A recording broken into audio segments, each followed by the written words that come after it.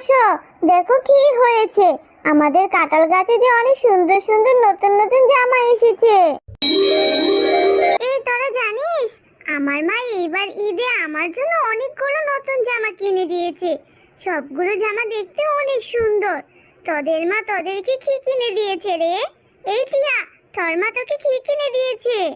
আমার মাও আমাকে জামা কিনে দিয়েছে।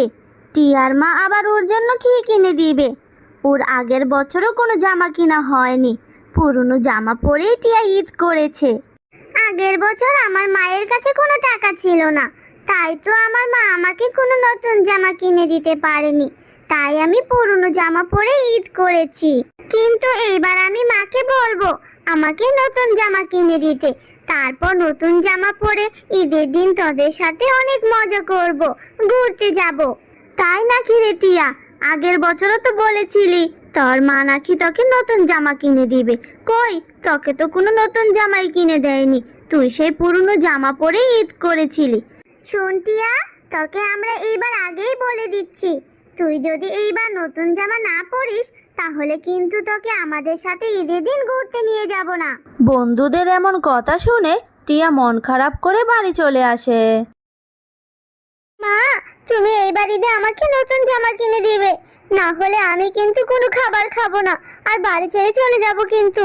মারে, আমরা তো অনেক গরিব মানুষের বাড়ি, কাজ করে যেই টাকা পাই সেই টাকা দিয়ে তো খাবারই কিনে খেতে পারি না।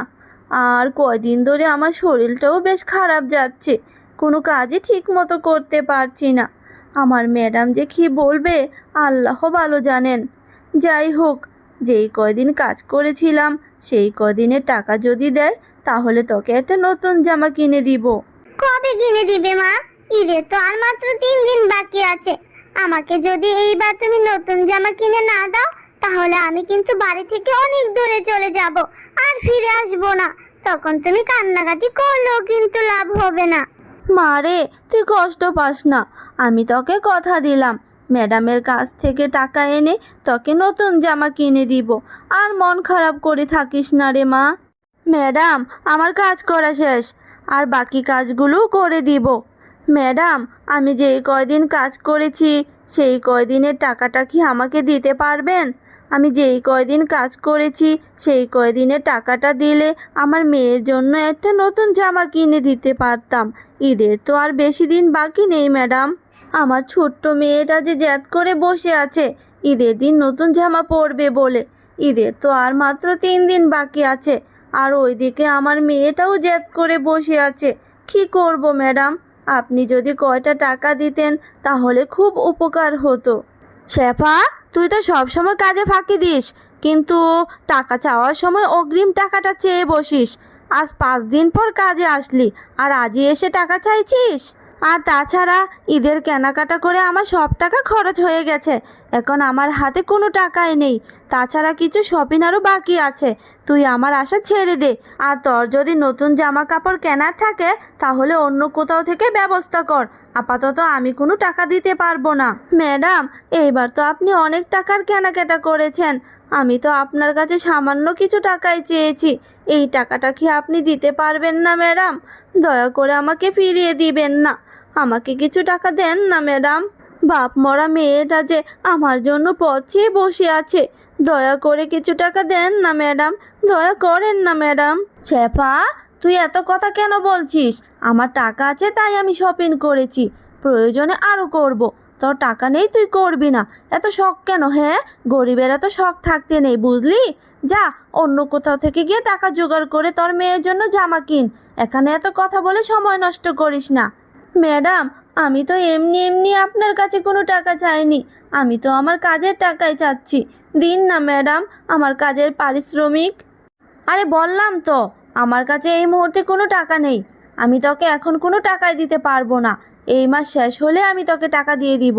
আর হ্যাঁ, বাড়ির যত কাজ রয়েছে সবগুলো শেষ করে তারপরে যা।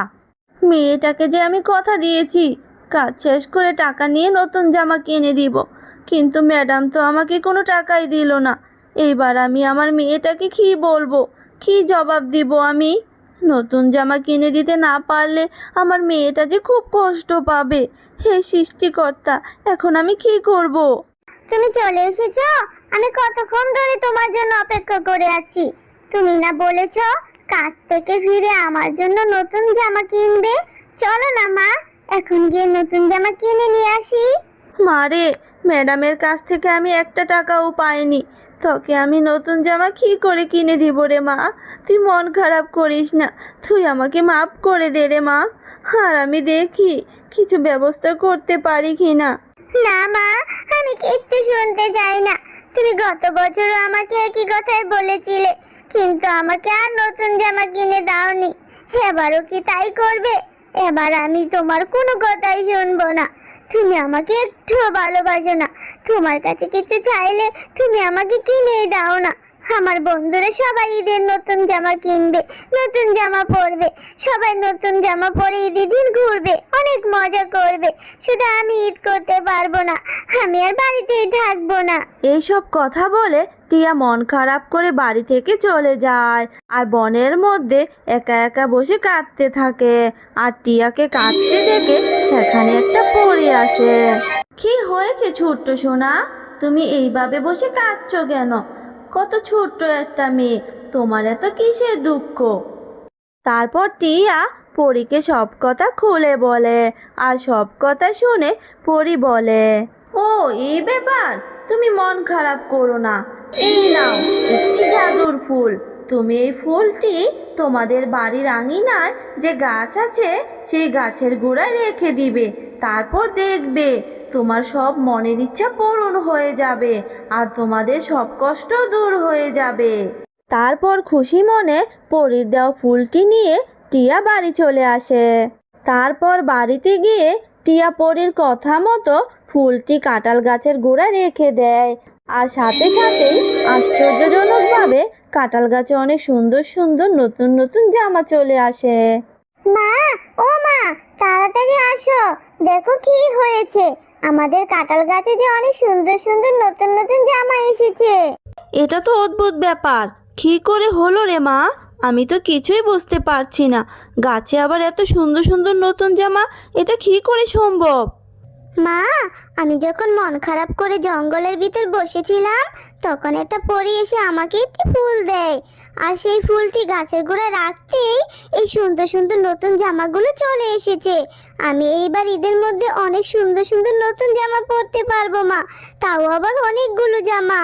আমার যখন যেটা মন চাইবে তখন সেটাই পরতে পারবো। আর আমাদের গ্রামের মধ্যে যারা গরিব অসহায় আছে, যারা নতুন জামা কিনতে পারেনি, তাদেরকে আমি নতুন জামা দিব, যাতে করে সবাই ঈদের দিন নতুন জামা পরতে পারে। তারপর টিয়া গাছ থেকে নতুন জামা পেয়ে